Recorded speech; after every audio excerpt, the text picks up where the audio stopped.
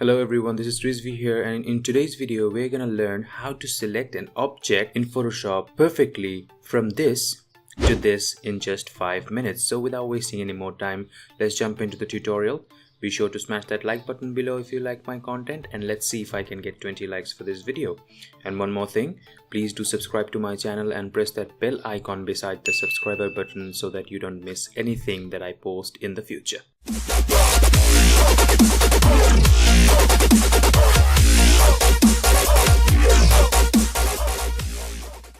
ওকে, so আমরা সরাসরি ফটোশপে চলে যাই। সো আমি এই ছবিটা নিয়ে কাজ করবো আজকে। আমি ছবিটার লিঙ্ক ডিসক্রিপশনে দিয়ে দিয়েছি। This is downloaded from pexels.com, you can download it from there. So যে কোনো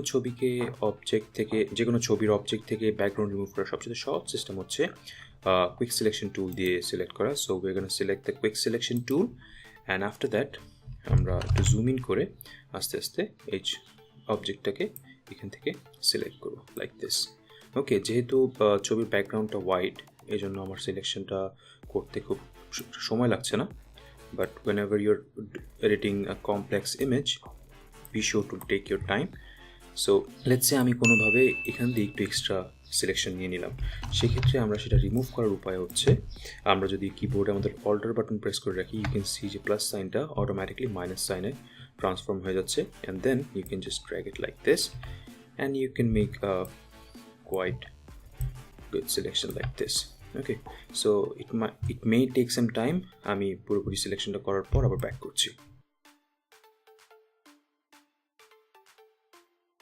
ওকে, so we're done with the selection. এখন আমি যদি এই সিলেকশনের যে লেয়ারটা আছে বা ব্যাকগ্রাউন্ড যে লেয়ারটা আছে, এটাতে একটা লেয়ার মাস্ক অ্যাড করি by pressing here, you can see যে আমাদের সিলেকশনটা কিন্তু বেশ সুন্দরভাবে ব্যাকগ্রাউন্ড থেকে আলাদা হয়ে গেছে, right? Looks pretty NEET.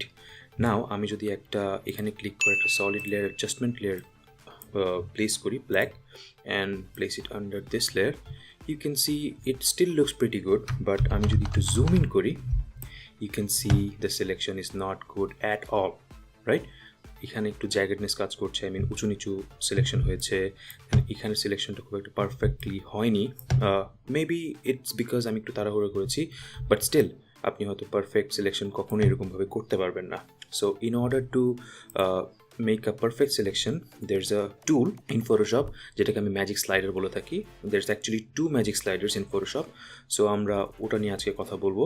so in order to activate the magic sliders, আমরা যেটা করবো সেটা হচ্ছে, আমরা যে মাস্কটা এখানে অ্যাপ্লাই করেছি, এই মাস্কটাতে ক্লিক করব। ক্লিক করার পর আমরা দেখতে পাচ্ছি এখানে একটা অপশন আসছে সিলেক্ট অ্যান্ড মাস্ক। আমরা এখানে ক্লিক করার পর নতুন একটা উইন্ডো ক্রিয়েট হবে লাইক দিস ওয়ান।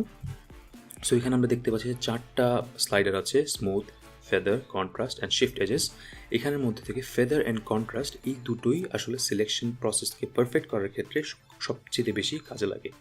সো আমরা এই দুটো নিয়ে কাজ করব, বাট বিফোর দ্যাট আমরা সিলেকশনটাকে একটু স্মুথ করে নেব। লাইক এই জ্যাগেডনেসটাকে যতটা পারা যায় ফার্স্ট একটু স্মুথ জ্যাগেড করে নিতে হবে, so that we can work with feather and contrast even better. Okay, so আমরা স্মুথনেসটাকে লেটস সে 7 to 8 রাখবো।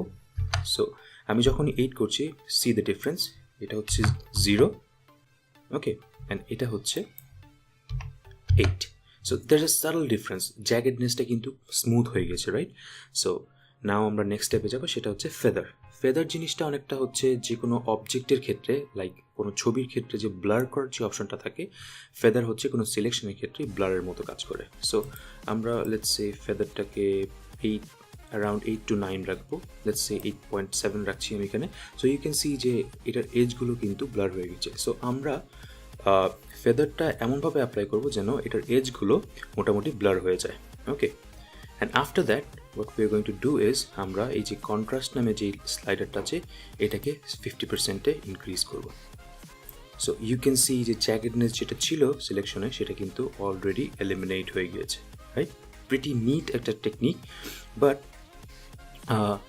এটার ক্ষেত্রে একটা যেটা ঝামেলা হয় সেটা হচ্ছে, দেখা যায় যে অনেক এক্সট্রা ব্যাকগ্রাউন্ড থেকে অনেক কিছু চলে আসে। মানে আমি যদি এখানে একটু জুম ইন করি, ইউ ক্যান সি যে এখানে কিন্তু একটা এক্সট্রা পোর্শন ব্যাকগ্রাউন্ড থেকে অলরেডি চলে এসেছে। সো এটাও দূর করার একটা সহজ উপায় আছে, সেটা হচ্ছে এই 4 নাম্বার স্লাইডারটা, which is the shift edge. এটাকে যদি আমরা -5% করে দিই, ইউ ক্যান সি এটা কিন্তু আস্তে আস্তে রিডিউস হয়ে যাচ্ছে। সো আমি যদি একটু কমাই জিনিসটাকে, you can see এটা কিন্তু অলরেডি চলে গিয়েছে, right? Now if you are happy with the selection, you can press OK.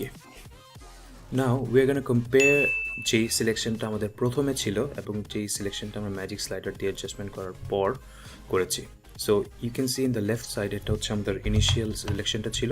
If I zoom in a bit, এটা হচ্ছে আমাদের প্রথম সিলেকশন ছিল এবং ম্যাজিক স্লাইডার দিয়ে অ্যাডজাস্ট করার পর হচ্ছে এই সেকেন্ড লেয়ারে আমরা চলে আসি। It's not still perfect, but এটার চাইতে ফার বেটার হচ্ছে এই সিলেকশনটা। So you can see the difference. And magic স্লাইডারের সাহায্যে আপনারা চাইলে যে কোনো সিলেকশনকে একটু বেটার কোয়ালিটির করতে পারবেন in like 4 to 5 minutes. But selection process may take time, but a magic slider function will take maximum 3 to 4 minutes and it will give you a great selection. So that is it from today's video. I hope you enjoyed the video. If you did, please like and comment below if you want to see anything specific in the future. Next video আসার আগ পর্যন্ত সবাই ভালো থাকবেন, সুস্থ থাকবেন। Peace out.